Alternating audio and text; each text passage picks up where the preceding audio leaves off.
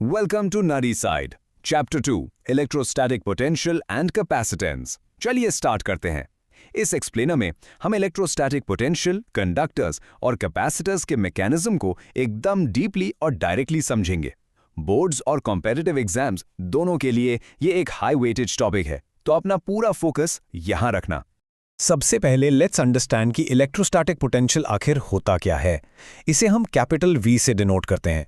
Imagine करो, एक unit positive test charge को इन्फिनिटी से उठाकर इलेक्ट्रिक फील्ड के किसी एक पॉइंट तक लाने में आपको जो एक्सटर्नल वर्क करना पड़ता है ना, वही उस पॉइंट का पोटेंशियल होता है। कंडीशन बस एक है कि एक्सेलरेशन 0 होनी चाहिए। इसका इक्वेशन बहुत सिंपल है, V = W/Q, यानी work done per unit charge. अब इसी वर्क डन से जुड़ी हुई एक और टर्म आती है, पोटेंशियल एनर्जी, जिसे हम U कहते हैं। देखो, जब आप किसी चार्ज को इलेक्ट्रोस्टैटिक रिपल्सिव फोर्स के अगेंस्ट पुश करते हो, तो वो किया गया एक्सटर्नल वर्क गायब नहीं होता, वो सिस्टम के अंदर as electrostatic potential energy store हो जाता है। रिलेशन बन जाता है U = Q × V।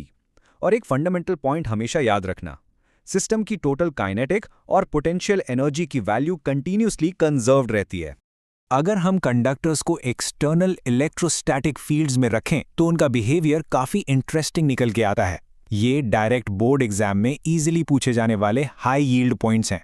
फर्स्ट, एक कंडक्टर के इंटीरियर में नेट इलेक्ट्रिक फील्ड यानी E हमेशा 0 होता है, क्योंकि फ्री चार्जेस खुद को ऐसे एडजस्ट कर लेते हैं कि इंटरनल फील्ड कैंसिल हो जाए। सेकेंड, स्टैटिक सिचुएशन में इलेक्ट्रिक फील्ड हमेशा कंडक्टर के सर्फेस के नॉर्मल यानी परपेंडिकुलर होता है। और थर्ड, इंटीरियर में कोई भी एक्सेस चार्ज नहीं रुकता, सबका सब आउटर सरफेस पर आ जाता है।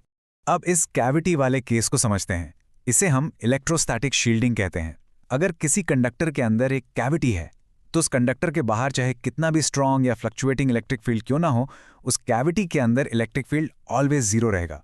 ये कॉन्सेप्ट एक्चुअली बहुत प्रैक्टिकल है। जो सेंसिटिव इलेक्ट्रॉनिक इंस्ट्रूमेंट्स होते हैं ना, उन्हें एक्सटर्नल इलेक्ट्रिकल इन्फ्लुएंस से बचाने के लिए ऐसे ही मेटालिक बॉक्सेस में शील्ड किया जाता है। कंडक्टर्स क्लियर करने के बाद लेट्स टॉक अबाउट डाइलेक्ट्रिक्स।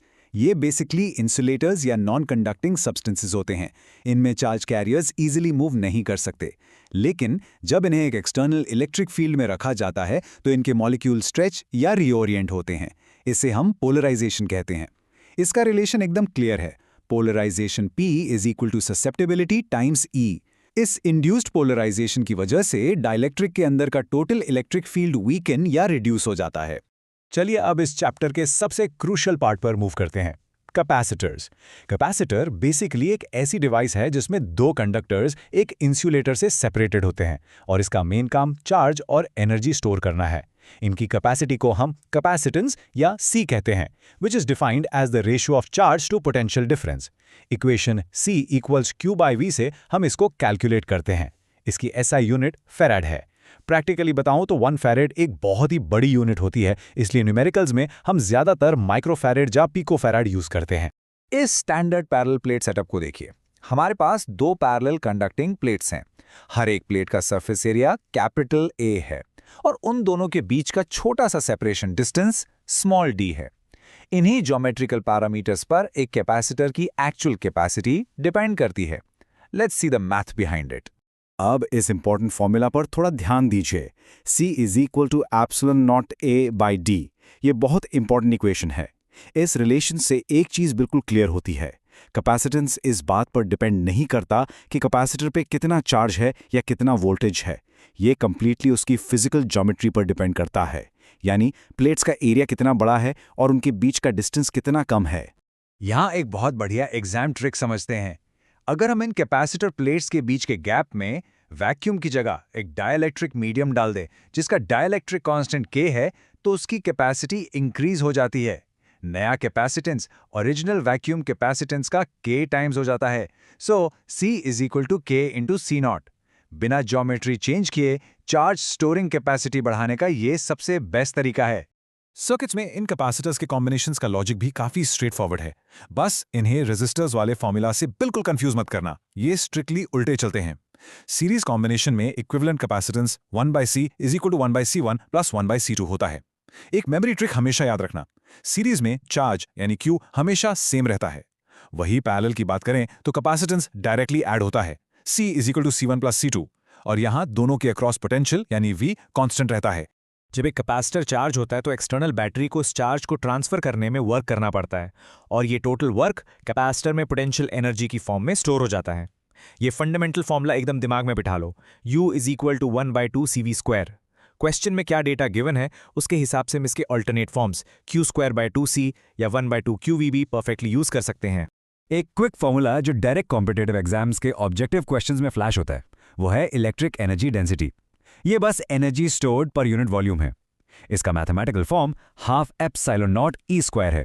ये कॉन्सेप्ट फिजिकली प्रूव करता है कि एनर्जी एक्चुअल में कंडक्टर्स में नहीं बल्कि उनके बीच के इलेक्ट्रिक फील्ड वाले रीजन में स्टोर होती है।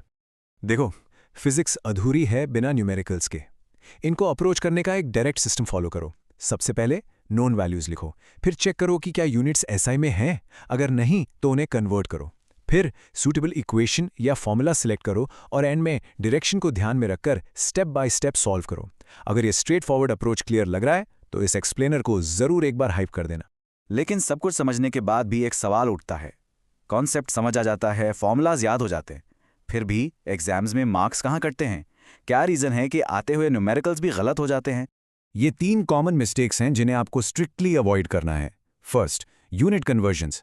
स्टूडेंट्स एब्सोल्यूट फैरेड में फॉर्मूला लगा देते हैं बिना पावर्स ऑफ 10 लगाए। हमेशा याद रखना, माइक्रो को 10 की पावर -6 और पिको को 10 की पावर -12 से रिप्लेस करना है। सेकंड, जल्दी में कैपेसिटर के सीरीज और पैरेलल क्वेश्चंस को रेजिस्टर्स के लॉजिक से सॉल्व कर देना। और थर्ड, पोटेंशियल्स निकालते वक्त साइंस को प्रॉपर्ली सब्ट्रैक्ट नहीं करना। Please be mindful of these. तो इस एक्सप्लेनर में हमने पोटेंशियल्स, कंडक्टर्स की प्रॉपर्टीज, डाइलेक्ट्रिक इफेक्ट और कैपेसिटर्स के सारे फॉर्मूलाज और न्यूमेरिकल्स को थॉरोली रिवाइज कर लिया है। बिफोर आई लीव, एक थॉट प्रोवोकिंग क्वेश्चन देता हूं।